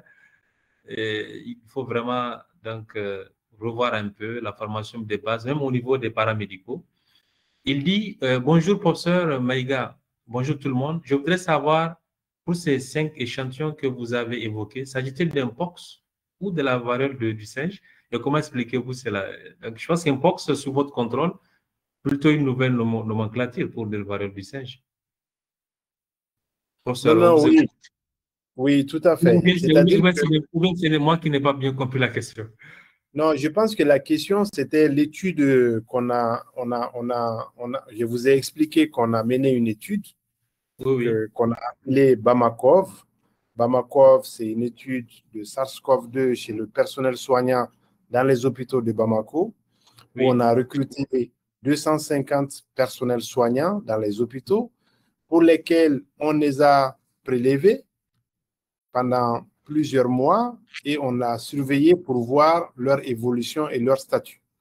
Donc, on a regardé plusieurs paramètres, s'ils font de la COVID au cours de la pandémie et s'ils font des réponses immunes, s'ils sont vaccinés, ainsi de suite. Et donc, on a prélevé et on a stocké des prélèvements. Donc, lorsque le Mpox est venu en 2022, c'est devenu un problème. On a soumis un amendement au comité d'éthique parce que c'était déjà OK, où on a demandé au comité d'éthique, est-ce que le comité d'éthique nous autorise, parce que déjà dans la lettre de consentement éclairé qu'on a fait signer par les participants, on les avait dit que probablement on pourra utiliser les prélèvements qu'on va faire pour d'autres investigations et ils ont accepté cela. Et donc le comité d'éthique nous a autorisé à tester du Mpox, mais pas seulement du Mpox, on a voulu regarder aussi d'autres virus chez ces patients-là, chez ces personnels soignants. Et donc, on a pris à peu près 25 échantillons sur lesquels 5 étaient positifs pour les anticorps du Mpox. Et les anticorps du Mpox, c'était des immunoglobulines G. Ça veut dire que les gens ont été exposés au Mpox. Ce n'est pas la variole humaine. Le test qu'on a utilisé faisait la distinction entre les protéines et les anticorps du Mpox et de la variole humaine. Donc, ce n'est pas la variole humaine, c'est vraiment le Mpox. Donc, ça veut dire quoi? Ça veut dire que les gens, ce virus probablement était déjà là. Les gens ont déjà eu une infection ancienne. Ils ont eu leur infection, ils sont en infection et c'est passé. Donc, ces patients, comme on n'est pas revenu vers les patients parce que l'étude est en cours, il faut qu'on finisse de tester tous les échantillons. Une fois qu'on finit de tester les échantillons, ceux qui le désirent pourront savoir leur statut et ensuite, on publiera les données. Voilà. D'accord. Dr. Maïga, je voudrais renchérir un tout petit peu sur ce que tu viens de dire. C'est très important parce que ceux qui ont suivi ma présentation, les modélisations mathématiques avaient déjà prévu qu'il y avait des porteurs sains. Aujourd'hui, dans la clinique, on n'en parle pas beaucoup. Mais il va falloir qu'il y ait des études expérimentales, des études cliniques pour essayer de voir est-ce qu'on peut justement être porteur sain dans le mPOS sans développer justement de manifestations cliniques ou de développer juste la forme, la phase prodromique, l'atteinte muqueuse, les énanthèmes, sans qu'il y ait des exanthèmes. Je pense que le docteur de Bujumbura nous l'a dit aussi tout à l'heure, qu'ils ont eu beaucoup de cas où les patients n'avaient pas des anthèmes, donc n'avaient pas les boutons classiques, mais qui avaient des signes cliniques et chez qui, justement, on anticipait la prise en charge. Donc, effectivement, je suis d'accord. Il faut peut-être, certainement que nous, on a été, en tout cas, beaucoup de praticiens ont été en contact avec le mPOS. C'est pourquoi, par rapport à la question qu'on t'avait posée tout à l'heure, au-delà même de l'enseignement dans le curricula universitaire, la problématique, c'est de faire parvenir l'information à l'infirmier lambda qui est dans un poste de santé à 600 km de Bamako. Et c'est là où, en mettant en place le système de gestion de l'incident, comme l'OMS l'a demandé à tous les pays, il doit y avoir une décentralisation des pouvoirs, une décentralisation de la formation pour que vous, les experts, vous puissiez, à travers des webinaires, à travers des formations en ligne, à travers des relais, pouvoir passer l'information à l'infirmier chef de poste lambda à 600 km pour qu'il puisse reconnaître dès le départ des lésions qui peuvent ressembler au mPOS et faire les prélèvements, en tout cas demander à ce que les prélèvements soient faits le plus tôt possible pour que justement, s'il y a un cas, on ne puisse pas avoir une flambée épidémique dans ce contexte-là. Merci. Merci bien, professeur, pour cette mise au point. La prochaine question concerne également aussi professeur Maïga, donc, qui travaille sur le VIH. Donc, la personne dit, est-ce qu'un mpox peut-il être considéré comme une infection opportuniste chez le patient porteur de VIH? Je peux reprendre la question? Non, j'ai bien compris. J'ai bien compris. D'accord. Une des collègues a déjà répondu à cette question. En fait, on vous a dit que les facteurs de risque, c'est vraiment les gens qui ont une immunodépression. Tout à fait. Elle a déjà expliqué que ça fait partie un peu des, comment est-ce qu'on va dire, des signes cliniques du stade SIDA. Des signes cliniques du stade SIDA. Ça ressemble un tout petit peu, on va les classer, c'est comme le zona, les Kaposi, et tout ce qui arrive sur la peau, on peut les considérer. Mais à l'état actuel, l'épidémie qui arrive ne ressemble pas du tout à ça. On a des patients VIH qui développent la maladie mpox et qui sont complètement immunocompétents avec des CD4 assez élevés, des charges virales assez contrôlées et qui n'ont aucun problème. Donc, ce nouveau marqueur, on ne peut pas dire que vraiment c'est un stade SIDA, mais parce que c'est un virus qui se transmet, ça se transmet vraiment chez tout le monde, on connaît les modes de contamination et donc on ne peut pas le considérer aujourd'hui comme le stade SIDA. Voilà, parce qu'il y a des gens qui se portent bien, qui font la maladie aussi. Voilà. Donc, les comorbidités, c'est ça? Voilà, c'est des comorbidités. On va dire que c'est des comorbidités comme les autres virus, comme le HPV. Les gens l'ont, ils se portent bien. Comme l'hépatite B, les gens qui se portent très, très bien, ils l'ont. Et c'est comme les IST aussi. Vous voyez, les IST, les gens VIH, ils se portent très bien, ils ont les IST. Vraiment, c'est très lié au VIH, mais voilà, c'est une comorbidité liée au VIH aussi. Voilà. Merci bien, professeur. Donc là, je ne sais pas si Docteur Ramatou et professeur Lançon ont quelque chose à ajouter. Sinon, on va passer à la prochaine question. Oui, c'est important. En fait, c'est dès la notion même de l'infection opportuniste qu'il faut relativiser. Aujourd'hui, un PVVIH qui est bien contrôlé, qui a son traitement et qui est bien, il n'est pas immunodéprimé. Donc, normalement, même s'il fait un cas de MPOS, il peut, s'il est bien contrôlé virologiquement, donc il n'est pas en échec, développer des formes bénignes de la maladie. Par contre, lorsque vous avez un immunodéprimé, un VIH qui n'est pas immunodéprimé, lorsqu'il va faire le MPOS, il ne fera pas une forme bénigne, il fera plutôt une forme maligne de la maladie avec la tête organique. Et c'est dans ce cadre-là on le dit que, on l'a dit anti-guillemets, parce que la conclusion de l'étude qui a été publiée dans ce contexte-là ne dit pas que c'est une maladie classante, mais chez les immunodéprimés VIH, donc qui ne sont pas contrôlés virologiquement, qui vont faire du MPOS, feront plus de formes graves que l'immunocompétent qui fait un MPOS. Et cette immunodéprimée, comme je dis, l'immunodépression n'est pas seulement liée au VIH, elle est liée aussi à d'autres pathologies comme les cancers. Donc, ces personnes-là sont susceptibles de développer des formes graves. Et chez le VIH, effectivement, le MPOS, lorsque la personne est très immunodéprimée, le PVVIH fera une forme grave de MPOS, pas seulement la tête cutanée, mais la tête viscérale dans ce contexte-là. Ouais, professeur, merci beaucoup pour cette précision. La prochaine question nous vient de Dr Diakité. Dr Diakité d'EUS en France. Il dit, est-ce qu'il y a eu des cas diagnostiqués au Mali? Apparemment, il y a d'autres questions, en fait, c'est un lot de questions. L'OMS a-t-il pris des précautions diagnostiques, préventives et surtout curatives partout dans le monde?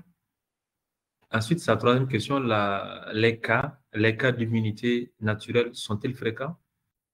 Donc, c'est ça. Donc, la première sous-question, si on peut dire ça, est-ce qu'il y a eu des cas diagnostiqués au Mali? Professeur Maïga? Non, au Mali, non. On n'a pas, jusqu'à présent, on n'a pas de cas diagnostiqués. Il y a eu des cas suspects. Entendez? Il y a eu des cas suspects, mais il n'y a pas eu de cas diagnostiqués jusqu'à présent.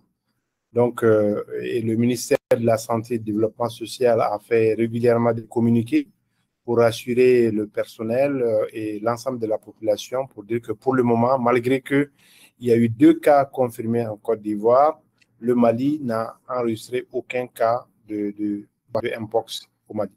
Voilà. En tout cas, officiellement, on n'a aucun cas diagnostiqué. Et dans nos laboratoires aussi, on n'a aucun cas diagnostiqué. D'accord. Et surtout que je le dis, nous, on a 2 grands labos qui font le diagnostic de ces virus-là. C'est notre centre de recherche à l'université qui s'appelle l'UCRC et l'Institut national de santé publique qui fait ça. D'accord. Et l'Institut Mérieux? Pas encore. Non, l'Institut Mérieux ne fait pas le diagnostic des virus. Je sais qu'ils sont basés à Bamako. Basés à Bamako, ils se sont positionnés sur la COVID-19. Quand la COVID est partie, voilà. Durant la COVID, ils ont beaucoup contribué durant la COVID pour le diagnostic. Mais dès que l'épidémie est finie, parce que ça, c'est des petits trucs de surveillance qui sont compliqués pour un institut dont la mission principale n'est pas que ça. D'accord. Donc, d'accord, professeur, merci bien. L'autre versant de sa question, il dit, est-ce que l'OMS a pris des précautions diagnostiques préventives et surtout, est-ce qu'il y a des guidelines, en fait, en un mot, quoi, de l'OMS par rapport à tout cela? Oui, bien sûr, l'OMS a fait beaucoup de recommandations. Il y a des recommandations il y a des recommandations OMS, il y a des recommandations au niveau de beaucoup de pays européens. Par exemple, nos amis français ont beaucoup de recommandations pour pouvoir déjà inciter les gens à à se prévenir, à se vacciner pour les pays qui ont de la vaccination et à faire du diagnostic quand elle est disponible. Pour les pays africains, comme le diagnostic n'est pas souvent très disponible, donc ça pose un réel problème. Et c'est pour cela, nous, en Afrique de l'Ouest, on a un réseau qui s'appelle WANETAM, West African Network for Tuberculosis, AIDS and Malaria, qu'on a ouvert aux nouveaux virus émergents. Et donc, on est en train de s'organiser pour travailler et mettre en place une stratégie de surveillance pour pouvoir avoir des diagnostics communs dans nos laboratoires et pouvoir vulgariser ça en Afrique de l'Ouest pour pouvoir faire un contrôle de l'épidémie. Je suis sûr, on serait étonné si on commence à faire un diagnostic massif, de voir qu'on a des cas, parce qu'on n'a pas de diagnostic. C'est pour cela peut-être qu'on n'a pas des cas en réalité. Et on sait que les gens ne vont pas dans les hôpitaux dans notre contexte si ce n'est pas grave en réalité. Les gens, ils ont ces trucs, ils peuvent rester à prendre des décoctions, à se laver avec des plantes médicinales jusqu'à ce que ça sèche. Et on sait bien que, comme le professeur Lançon l'a dit, quelqu'un qui se porte bien, tu vas faire des formes bénines qui vont passer sans traitement. Et ce qui est gênant seulement, c'est les signes, les symptômes qui peuvent passer avec des traitements symptomatiques qu'aujourd'hui, beaucoup de gens font avec les traitements de la rue qui sont disponibles. Merci bien, professeur. Voilà, donc, enfin, donc la troisième partie de sa question, il dit, les cas d'immunité naturelle sont-ils fréquents? Les cas d'immunité naturelle sont-ils fréquents? Non, l'immunité naturelle, je n'en ai pas connaissance d'immunité naturelle. Vous savez, quand c'est des nouvelles maladies, c'est relativement nouveau parce que c'est maintenant que ça surgit et que ça devient un problème auquel tout le monde s'intéresse. On ne peut pas dire que c'est de l'immunité naturelle parce que vous savez que toutes les personnes qui sont d'un certain âge, la plupart ont été déjà vaccinées pour la variole humaine. Et on a dit que les études qui ont été menées montrent quand même qu'il y a une immunité croisée. Donc, on ne peut pas parler d'immunité naturelle pour le Mpox. Par connaissance et dans la littérature, je n'ai pas vu des personnes qui ont une immunité naturelle, mais plutôt que les personnes qui ont été vaccinées avant les années 80 par la variole humaine auraient une immunité beaucoup plus élevée par rapport au Mpox. Et cette immunité serait de 80 jusqu'à 80%. Mais par contre, ceux qui n'ont pas ça sont vraiment exposés et doivent être vaccinés. Et des schémas vaccinaux, on n'a pas eu le temps de beaucoup parler. Il y a des schémas vaccinaux de 3 doses, de 2 doses, espacés de 28 jours. Voilà. Merci bien, professeur. Professeur Lançon et docteur Ramatou. Je ne sais pas si vous avez des commentaires. Sinon, on va passer à la prochaine question. Je pense qu'on est déjà à 2 heures. On a tellement de commentaires, on a tellement de choses à dire, mais on est déjà à 2 heures. D'accord. Donc, on va passer à l'avant-dernière question, apparemment, parce qu'on a eu une dernière question là. Merci, professeur, pour la qualité de la présentation. Est-ce qu'il ne serait pas préférable d'aborder l'approche One Health pour gérer les maladies émergentes comme la variole du singe? Donc, là, il parle de One Health, donc du fait qu'on connaît les fondamentalistes, les vétérinaires, les entomologistes, les cliniciens. Voilà, professeur, vous avez la parole. Oui, moi, je vais surgir 2 mots là-dessus. Vraiment, en tant que virologue, j'incite tous les pays et les décideurs à aller mettre un plan national labo basé sur le One Health. Si on ne fait pas ça, on ne va pas s'en sortir. Et aujourd'hui, c'est une recommandation forte de l'OMS pour aller pour un plan national des laboratoires One Health, extrêmement important pour pouvoir contrôler ces maladies-là. Merci. Merci bien. D'accord. Pas seulement un plan de labo. Je pense que je l'ai dit dans mon propos, même au niveau de l'introduction, dès le départ, il faudrait que toutes les maladies à potentiel épidémique soit traitées dans un contexte One Health. Parce que, comme l'a dit le professeur Maïga, ce sont des maladies zoonotiques pour la plupart et qui ont des déterminants dans l'environnement et qui ont des déterminants au niveau donc, de la médecine animale.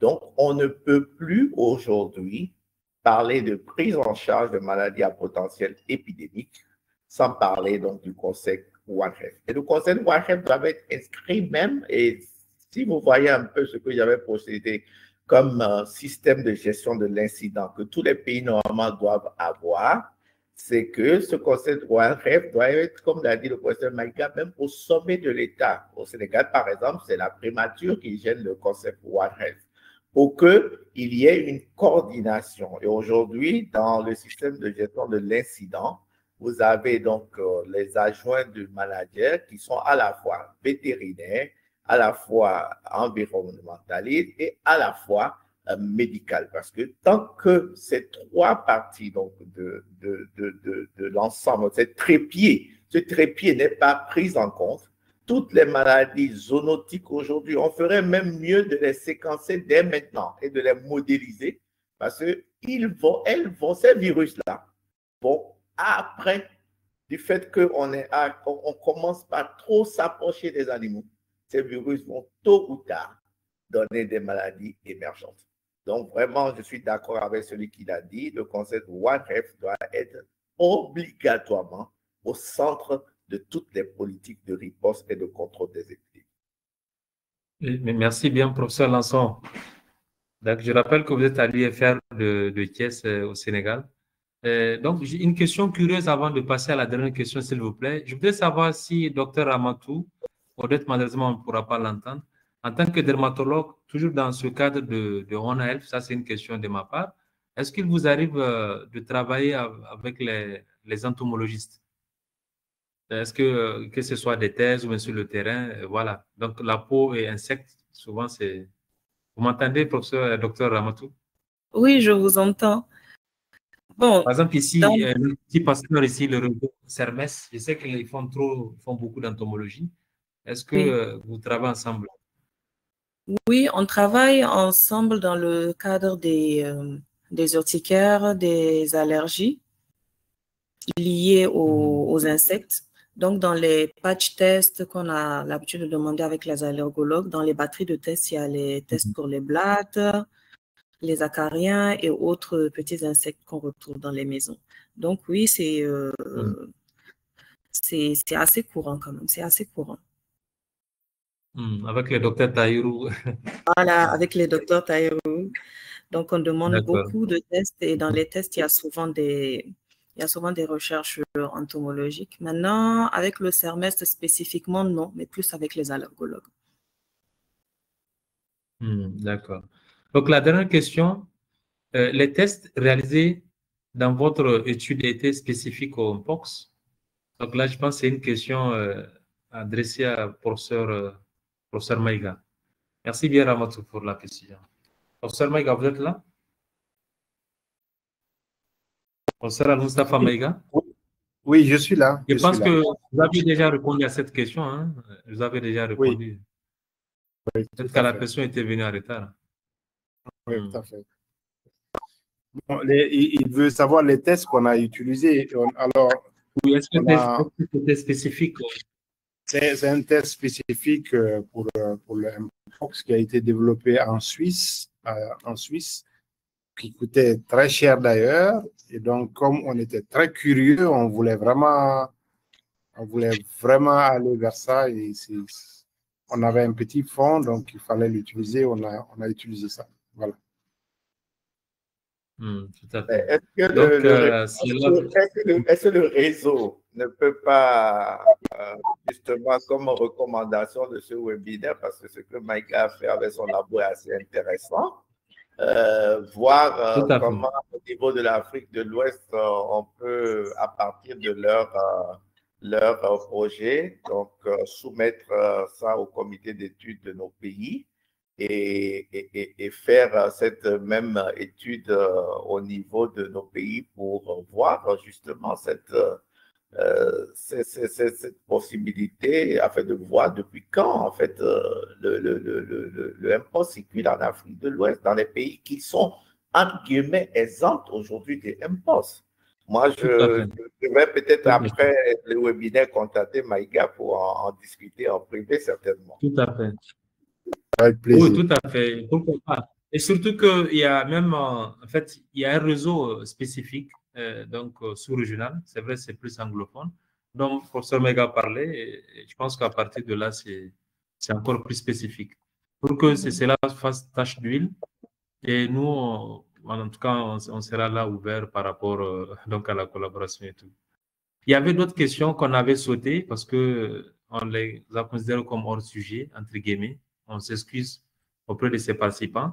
Il y avait des questions sur la COVID, donc on ne voudrait pas sortir de là parce qu'on veut parler vraiment un box. Et c'est une vidéo qui va faire donc le tour du monde. On voudrait être focus sur ça. Donc, on va donc remettre la parole à chacun d'entre vous pour le mot de la fin. Et voilà, comme ça, on va essayer de clore cette conférence en vous donnant donc les mots de la fin en tant que cher maître. Voilà, on vous écoute. Peut-être qu'on va commencer avec notre collègue, le Dr Ramatou. Merci beaucoup. Je voudrais remercier les professeurs Lawson et professeur Maïga pour ces brillantes présentations. Elles ont été vraiment édifiantes. Et ça fait plaisir de voir qu'il y a vraiment beaucoup de recherches qui se font en Afrique de l'Ouest sur le mpox, bien que nous ne soyons pas une zone endémique.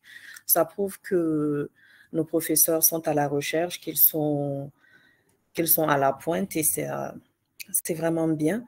Concernant l'étude du professeur Maïga sur les recherches de mpox et tout, ce serait vraiment bien parce que... La vidéo, le grand docteur Ramatou. Ah, excusez-moi, j'oublie à chaque fois. Oui. Parce que de nos jours, il y a énormément d'éruptions qui ressemblent beaucoup au mpox que nous recevons en consultation. Et c'est des éruptions qui font vraiment peur parce que souvent, quand les autres collègues les voient, ils les poussent automatiquement vers nous. Ah, on a eu des cas de mpox, on a eu des cas de mpox. Et quand nous regardons l'aspect des lésions et tout, on se rend compte qu'en fait, ce n'est pas ça. Et là, vu qu'il y a eu des cas de porteurs asymptomatiques et tout, donc ce serait bien aussi que, même si nous ne sommes pas une zone endémique, devant des cas comme ça, même si on sait que ce ne sont pas des mpox, de quand même faire le test pour essayer de voir. Et ainsi, je rejoins l'avis du professeur Lawson. Ce serait vraiment bien que l'étude du professeur Maïga soit étendue dans toute l'Afrique de l'Ouest. Concernant les cas dermatologiques au Burundi, j'aurais vraiment voulu avoir plus d'échanges avec le docteur Odette, mais ce n'est que partie remise. On essaiera de l'avoir en privé pour discuter, pour essayer de voir quel est le profil épidémiologique et surtout quelles sont les formes cliniques qu'ils ont rencontrées là-bas. Et voir aussi quels sont leurs moyens diagnostiques, comment se fait la prise en charge, surtout qu'ils n'ont pas l'antiviral. Et pour la question du vaccin, on n'a pas pu éclaircir non plus pour savoir si c'est disponible à leur niveau ou pas. Maintenant, je vais essayer de voir avec vous si vous pouvez m'obtenir les réponses avec le docteur Odette. Tout à fait. Et on verra même peut-être... On est à peu de 3 heures de temps. Pourquoi ne pas faire plus tard un pré-enregistrement? Donc, qu'on va lui donner et qu'on va essayer de diffuser plus tard. Oui, continuez, voilà. docteur Ramatou. Voilà, donc je vais m'arrêter là parce qu'on est à presque 3 heures de temps. Je vais laisser la parole au professeur. Bon, merci beaucoup. Merci au REPREMAF pour ce webinaire. Ça a été vraiment enrichissant et ça a été une très grande expérience pour moi. C'est mon premier webinaire. Merci à tous. Merci, professeur. Merci, docteur Ramatou, pour la modestie d'ailleurs. Très humble. Professeur, vous avez la parole.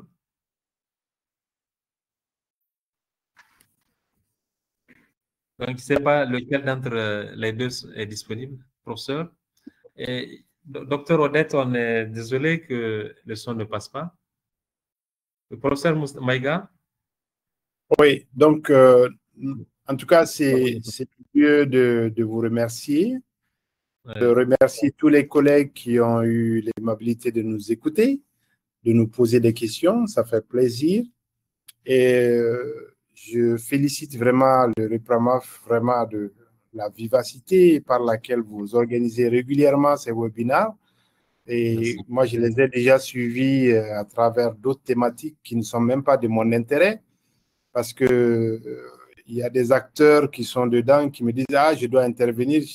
Ce n'est pas du tout le domaine de la virologie de mon intérêt, mais je les écoute quand même. Et ça fait toujours plaisir de voir la pertinence des thèmes qui sont assez discutés là-dessus. Nous sommes bien évidemment disponibles pour discuter, apporter notre contribution chaque fois que besoin est. Et vraiment, je suis tout à fait disponible pour discuter avec mon cher ami, le professeur Lançon, pour voir dans quelle mesure on peut collaborer ensemble. Et aussi, voilà, j'espère que vous allez partager nos contacts pour que nous puissions être en contact et que nous puissions collaborer ensemble. Je pense aussi que le REPRAMAF peut faire mieux. Le REPRAMAF peut aussi réfléchir parce que ensemble, c'est facile d'attirer les bailleurs de fonds pour pouvoir faire quelque chose de grand. Ne nous sous-estimons pas, rêvons grand. Aujourd'hui, en Afrique de l'Ouest, on n'a pas des réseaux assez solides. Nous sommes dans Wanetam, nous recevons à peu près 4,5 millions d'euros, ça fait à peu près quelques milliards, mais quand on divise ça dans plusieurs pays, finalement, les gens se retrouvent avec un peu d'argent, donc ce n'est pas beaucoup. Donc, il faut se mettre ensemble et ça permet de mobiliser les fonds et ça permet de travailler ensemble. Et ça permet de faire des données assez solides pour espérer publier dans des journaux qui ont de l'impact, pas nos petits journaux dans lesquels qui ne sont pas indexés et qui ne sont pas lus. Je vous remercie. Merci bien, professeur Mustapha. C'est assez pertinent. Merci à notre cher maître, professeur Mustapha Maïga. Je profite aussi pour remercier le professeur Seibou Hassan Diallo, qui est assez engagé et c'est lui qui m'avait contacté pour ce webinaire-là. Merci beaucoup. Tout à fait, tout à fait. Tout à fait. Donc, le Koro Seibou, qui, effectivement, vous êtes même en déplacement. On vous remercie pour la spontanéité avec laquelle vous avez accepté d'animer ce webinaire. Merci bien, professeur. Donc, on va écouter, professeur, mot de la fin du professeur Lançon, donc depuis Thiès au Sénégal. C'est le lieu de moi aussi de remercier le REPRAMAF, le réseau, de remercier tous ceux qui ont participé à ce webinaire, qui ont posé des questions, qui ont apporté des contributions. C'est la preuve que le réseau se densifie, se bonifie. Et c'est ça qui est le plus important. Quant à nous, nous sommes à votre disposition. Quand je dis nous, nous représentons donc la Société sénégalaise de pathologie infectieuse. Aujourd'hui, donc, avec le professeur Ndemeri Diabadian et le professeur Moussa Seydi. Donc, vous pouvez nous interpeller à n'importe quel moment. Nous sommes vraiment disponibles pour pouvoir apporter notre expertise. Mais le message est clé, c'est la communication. La communication tant au niveau donc central de nos États, la communication entre personnel de santé, quelles que soient nos spécialités, la communication aussi avec la population, les intégrer pour pouvoir venir à bout de cette épidémie qui, je dis toujours, n'est qu'une première et il y a d'autres qui vont arriver. Ne pas hésiter donc à travailler ensemble, à mutualiser nos efforts en Afrique de l'Ouest, mais aussi en Afrique centrale, parce que le REPRAMAF, ce n'est pas que l'Afrique de l'Ouest. Il faudrait que l'Afrique vraiment mutualise ses efforts pour que nous puissions sortir des papiers, faire des études multicentriques. Ne pas hésiter à utiliser l'intelligence artificielle. C'est très important pour que nous puissions peser, parce que plus nous peserons, plus nous aurons des financements et plus nous serons à la disposition de nos populations qui ont tant souffert et qui ont besoin vraiment d'être en bonne santé. Je vous remercie. Merci beaucoup. Merci beaucoup, professeur Lançon, pour donc ce message assez fort. Et nous sommes très désolés de ne pas pouvoir entendre donc Dr Odette. Je ne sais pas si son micro est résolu ou pas, le problème. Effectivement, donc, Dr Lançon, donc c'est toute l'Afrique. On a même eu à faire des webinaires donc, avec les anglophones, tels que le Ghana, par exemple, avec professeur Tina, donc du Ghana, Accra, et aussi même l'Europe, hein, le rosé effectivement africain, mais aussi souvent on donne la parole donc à un public européen ou bien occidental, avec donc un auditoire assez large et cosmopolite, tel que par exemple le professeur Jean-Philippe Azoulay, qui est le président de la Société française de neurologie, qui nous a déjà animé donc une conférence et qui s'est montré assez disponible.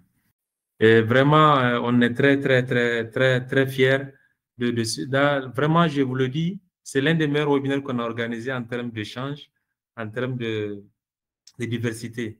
Et on est très content. Et ce n'est pas très étonnant quand on parle de maladies infectieuses. Donc, chez nous, en Afrique, il y a beaucoup de travail à faire, même s'il ne faut pas que ce soit des étiquettes purement africaines, comme vous l'avez dit. Alors, je ne sais pas si Odette donc, pourra dire un mot, mais on a déjà maintenu les gens. Docteur Odette, vous nous entendez? C'est toujours le problème hein, avec Bujumbura. Je pense que c'est spécifique aujourd'hui. On a déjà organisé un colloque à Bujumbura, même pas un webinaire, en présentiel, et qui était hybride. Donc, en présentiel et en ligne, on n'avait pas de problème technique. Donc là, c'est vraiment une coïncidence aujourd'hui. On est très désolé. On vous remercie beaucoup, Odette, donc, pour votre disponibilité. Et on remercie également donc, nos participants qui sont actuellement en ligne. Et Inch'Allah, donc, on va se reprendre bientôt pour un autre thème. Donc, toujours donc, sur la recherche médicale en Afrique. Merci bien, professeur. Merci, docteur Ramatou. Merci, docteur Odette. Et merci à l'auditoire. Et au revoir. Au revoir. Au revoir. Au revoir.